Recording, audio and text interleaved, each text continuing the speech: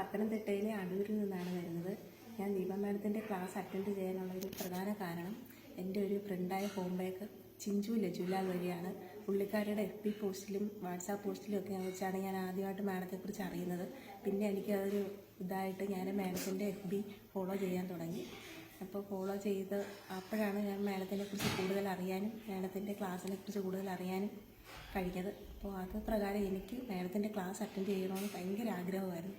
അപ്പം ഞാൻ ചിഞ്ചുവിനോട് ആദ്യമായിട്ട് അഡ്വൈസ് ചോദിച്ചു. അപ്പോൾ ചിഞ്ചു പറഞ്ഞു ധൈര്യമായിട്ട് അതിന് പൊയ്ക്കും, അനുവിൻ്റെ ഇതുവരെ ചെയ്ത കേക്കുകളൊന്നുമല്ല, വേറെ ഒരു ലെവലാക്കി മാഡം തരും. മാഡത്തിൻ്റെ കയ്യിൽ എത്തിപ്പെട്ട ഒരു കുട്ടികൾ പോലും പാഴായി പോയിട്ടില്ല.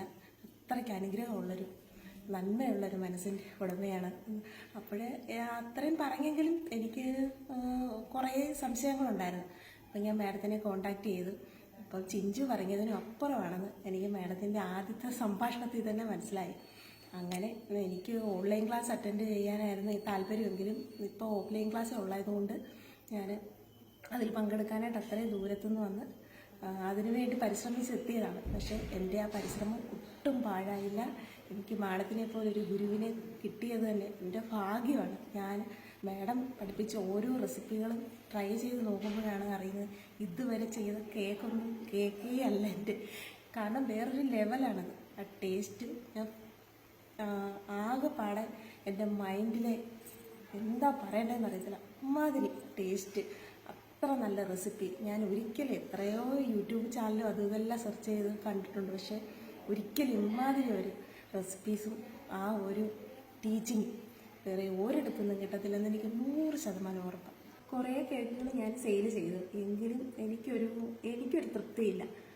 ഫിനിഷിങ് ശരിയല്ല, എൻ്റെ ഡിസൈൻ ശരിയല്ല എന്ന് എനിക്ക് തന്നെ. മറ്റുള്ളവർ നല്ലതാണ്, നല്ല കേൾക്കാൻ, നല്ല ഡിസൈനാന്നൊക്കെ എന്നോട് പറയുമെങ്കിലും എനിക്ക് സ്വന്തമായിട്ടൊരു തൃപ്തി ഉണ്ടായിട്ടില്ല. അപ്പോൾ എൻ്റെ കേക്ക് ഇങ്ങനെ ആവും, ഓരോരുത്തരുടെ കേക്ക് കാണുമ്പോൾ എനിക്ക് ഒരു വിഷമം, അയ്യോ എൻ്റെ കേക്ക് ഇങ്ങനെ ആവുന്നില്ലല്ലോ, ഞാൻ ഇനി എന്താ ചെയ്യുക, ഇത്രയും ഫിനിഷിങ് എങ്ങനെ കിട്ടും, ഈ ഡിസൈനൊക്കെ എങ്ങനെ ചെയ്യാൻ പറ്റില്ല എന്ന് എന്നെ കൊണ്ട് ഇങ്ങനെ ചെയ്ത് നല്ലൊരു ഹോം ബേക്കർ എന്നുള്ളൊരു പേര് എനിക്ക് എടുക്കണം. എനിക്ക് സ്വന്തമായിട്ട് എൻ്റെ കുടുംബത്തിന് ഒരു താങ്ങും തണലുമാവണം, എൻ്റെ ഹസ്ബൻഡിനൊരു സഹായമാവണം, എൻ്റെ മക്കളെ എൻ്റെ വീട്ടിലിരുന്ന് തന്നെ അവരെ നോക്കുകയും എനിക്കൊരു വരുമാനം ഉണ്ടാക്കുകയും വേണം എന്നുള്ളൊരാഗ്രഹത്തിലാണ് ഞാൻ ഈ ഒരു മേഖലയിലോട്ട് ഇറങ്ങിയത്.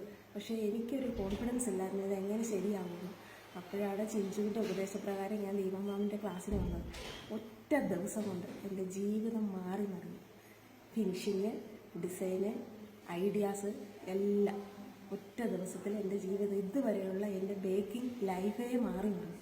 ഇനി എനിക്ക് നല്ല കോൺഫിഡൻസാണ്, എനിക്ക് സ്വന്തമായിട്ട് ഒരു നല്ല വരുമാനം ഉണ്ടാക്കാൻ ഒരു ബേക്കറിയോ അല്ലെങ്കിൽ അത് വിപുലീകരിച്ച രീതിയിൽ ചെയ്യാൻ എനിക്ക് കഴിയുമെന്ന് എനിക്ക് നല്ല വിശ്വാസമുണ്ട്. പിന്നെ എനിക്ക് എന്ത് സഹായത്തിനും എൻ്റെ മാഡം എൻ്റെ കൂടെ കാണും.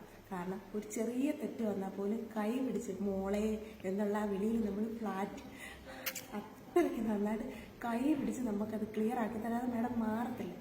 അത്ര നന്നായിട്ട് എന്നെ ടീച്ച് ചെയ്ത മാഡത്തിനോട് എനിക്ക് തീരാത്ത കടപ്പാടും നന്ദി.